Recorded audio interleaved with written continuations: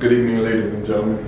My name is Elvin Wright. I'm the Training Program Manager for Rockdale County Fire and Rescue. And welcome to our presentation on community risk reduction for Rockdale County. I'm a student at Columbia Southern University, so I'll be presenting for about the next 10 minutes on this proposed plan. So, community risk reduction is basically a responsibility of the Fire and Emergency Service Organization. So historically, it's been viewed as many other things. In some departments and some municipalities, it basically boils down to a home inspection program. In some others, it's the month of October, it's Fire Safety Month. But community risk reduction is so much more than that in its totality. We're going to start a little bit talking about the demographics here in Rockdale County, Georgia. These demographics are pulled from the 2010 census report for Rockdale County, and it shows our population at that time was about 90,100 residents. Right now we're more like 95,000. We have 34 square miles of land space, and we're a little bit more than 30,000 households. As far as ethnicity, the ethnic makeup is 57% African American, 30% Caucasian American, 10% Hispanic or Latino, 1% Asian Americans, and 2% of other ethnicities that make up Rockdale County, Georgia. So just like any other community, we have lots of risks that exist. Anytime or any place that you have lots of people and lots of activities, there's going to be lots of risks. So ours range from Interstate 20, which carries lots of traffic. Sometimes we have drivers that don't drive that well. The traffic, the sheer volume of traffic is sometimes an issue. We have transportation of all types of goods, materials, even animals, and when there's an accident or an incident, oftentimes we have to deal with those byproducts of the accident as well.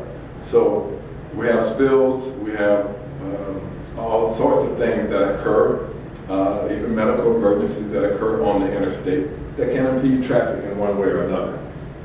We have waterways, multiple waterways that includes lakes, streams, rivers, ponds, reservoir, even swimming pools. Those are all water-related risks that exist within our community. So another one is the International Horse Park. The significant thing about the horse park is it's a large-scale international site for different events, and sometimes they will attract participants or spectators from all over the world. And anytime you have lots of people in one place, particularly in an international environment, you have the risk of what? Terrorism. That's correct. So when you know there's terrorist opportunities, that creates a higher risk. We have industrial businesses here in Rockdale County that produce various products, various goods, anything from cereal to biochemicals. Some of those are hazardous to the community and to the residents. So managing that, we have to assist those industrial people with managing that to make sure that we maintain a safe environment. We also have walking and riding trails. So these are remote locations for long distance or short distance walkers, runners, bicyclists. So sometimes there's accidents or incidents that occur. Sometimes people get lost. We get those calls when people are on the trails and they don't know where they are. And we also have medical emergencies that occur on those trails. So there's lots of risks. This list is in no way all-inclusive, but these are some of the major ones we want to highlight tonight.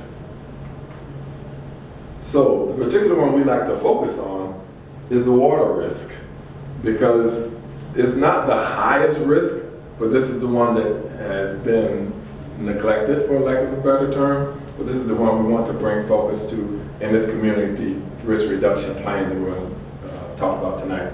So we have our rivers, as mentioned. We have the Yellow River, we have the South River, we have lakes, an abundance of lakes in the county. very nice recreational facilities. We have ponds and backyards, ponds and public spaces. We have lots of ponds all over the county. And there's creeks that run through all the time. Sometimes they're high enough to be navigable water, and sometimes they're not. And we also have a major reservoir in the county. One thing that's not listed here, but also needs to be considered in the whole realm of water, is swimming pools. Oftentimes, if swimming pools are left unsecured, it can be a hazard for children or wanderers in the neighborhoods. So again, lots of water risks, and this is where we're going to have our focus. And now I'm going to tell you why we focus on that. This is just one report that I pulled, and for the period of time that this report was pulled from our dispatch, we talked about calls for water incidents, and these were particularly drowning incidents. And out of the 4 calls that we had fatalities. So that's 100%. And I just, believe that that's worth talking about, because one life is too many to lose because we didn't plan or we didn't take, take precautions.